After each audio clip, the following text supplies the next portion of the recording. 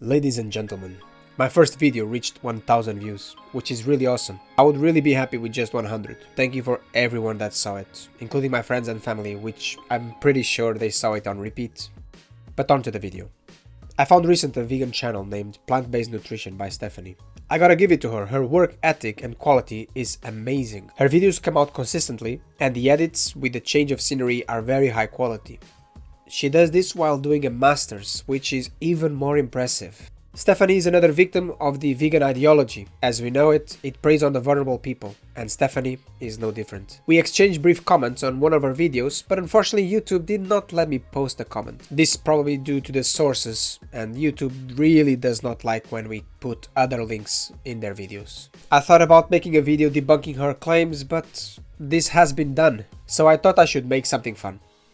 Stefanie, if you're listening, I'm going to try to predict your future. I know.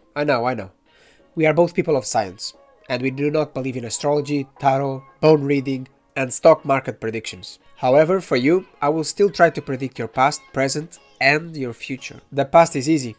You mentioned in your videos body image issues. As a teenager in the 21st century, it would be hard not to. I see in your past an ED, perhaps attempt of not eating for long periods of time, followed up by uncontrollable binges. Your family did not have a solution for your image problems. Regular medicine did not have a solution either. So you start doing your own research. And it was then, at your most vulnerable, at your most receptive, that you found about veganism. You probably saw documentaries such as Forks Over Knives, followed up by the rest of the vegan propaganda.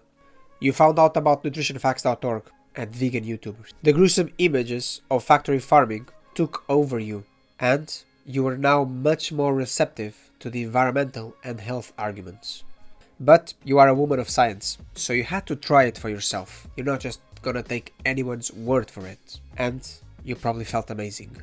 As a girl growing up in Scotland, your food choices are not great. The UK will soon reach the US in terms of obesity.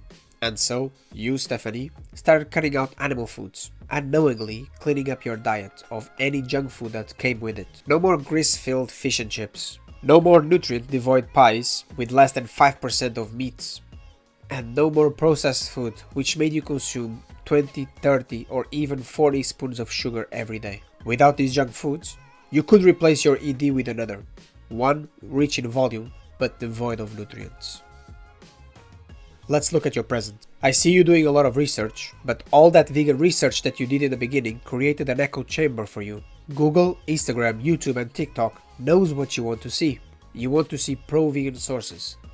And that's what they'll gladly give you. Now, even if you purposely search terms like anti-vegan, your top sources will be vegans trying to convince you what other ex-vegans did wrong. At the moment you are still in your honeymoon phase of veganism. However, I see already some problems creeping in. Nothing major. These are things that your vegan sources warned you about. Extreme bouts of hunger come whenever it's time to eat. Because you are doing a high-carb diet, you are riding what's called a sugar roller coaster that makes you feel very hungry at eating times. The excess of fiber you eat all day is not comfortable for your gut. You probably feel bloated at the end of the day. Not to mention either burp or gas that you have to let out, or you will start to feel pain. The high-carb diet effects are minimized by your cardio routine. You deplete your body of carbs before filling them back in. This rapid process is taking a toll on your body. Due to lack of nutrition absorption, such as heme iron, K2, calcium and others, your body is now cannibalizing itself, using up the nutrient stores you built up as a young lad. Now my predictions. Soon, in a couple of months perhaps, you are going to wake up one day and realize you have not been feeling that good lately. Your hormones are out of sync, you probably lost your sex drive, and your periods are irregular, if not non-existent. First, you will blame yourself. Perhaps you haven't been able to plan your meals, as well as your exercise routine dropped off slightly.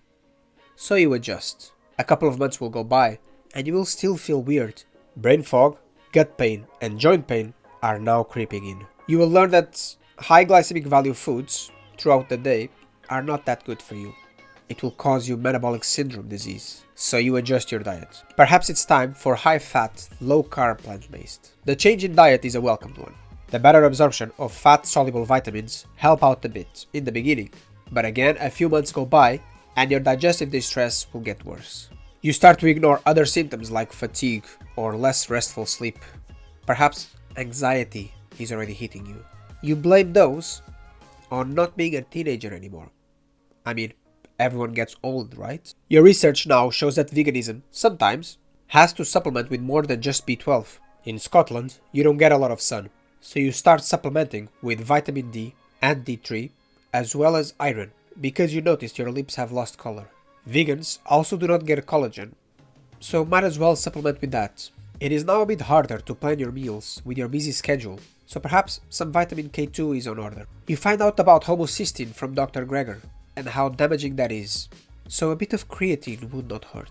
And for the brain fog that you're feeling, perhaps a little bit of DHA and EPA. After a few months, you cannot eat another fibrous-rich food. You are tired of chronic bloating, and perhaps you decide to try a fast. This feels great.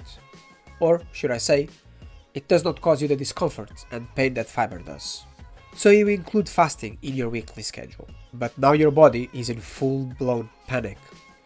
Your nutrient stores have been depleted. Your muscle mass has been lost. You decide to ditch this whole plant food diet and incorporate processed protein powder. For the first time in years, your body is getting bioavailable protein, and this will help you a little. But slowly, your symptoms will get worse. You won't even admit it to yourself. It has been going on for so long at this point that you think this is how life is. In a few years, here are the symptoms you will be feeling. Brain fog, joint pain, lack of sex drive, irregular periods, cold body temperatures, muscle loss, and pain. Constant anxiety, extreme bloating, lots of gas, and constant hunger. Not that empty stomach feel, but the feeling of never being satiated, no matter how much you eat. Here are the list of supplements you will be taking. Protein powder, vitamin A, B2, B9, B12, and K2, creatine, calcium, iron, collagen, DHA, and EPA. Now, this is where I cannot predict anymore. This is where the future will be in your hands. Will you suffer for a few more years, hoping that medicine will catch up to your ideology? Or will you see that veganism causes more damage to the world and the animals, including yourself, than an omnivorous diet? How many more people will you try to convince to follow a diet and lifestyle that is only going to bring you pain and suffering? How narcissistic you will have to be to think something like, all other vegans did it wrong. I know better. I hold no grudge against you, Stefanie. You are a victim of this ideology and of scamming people that used your desperation and your compassion against you. I was there too. We all were. If you like this video, please like and subscribe. I will see you in the next one.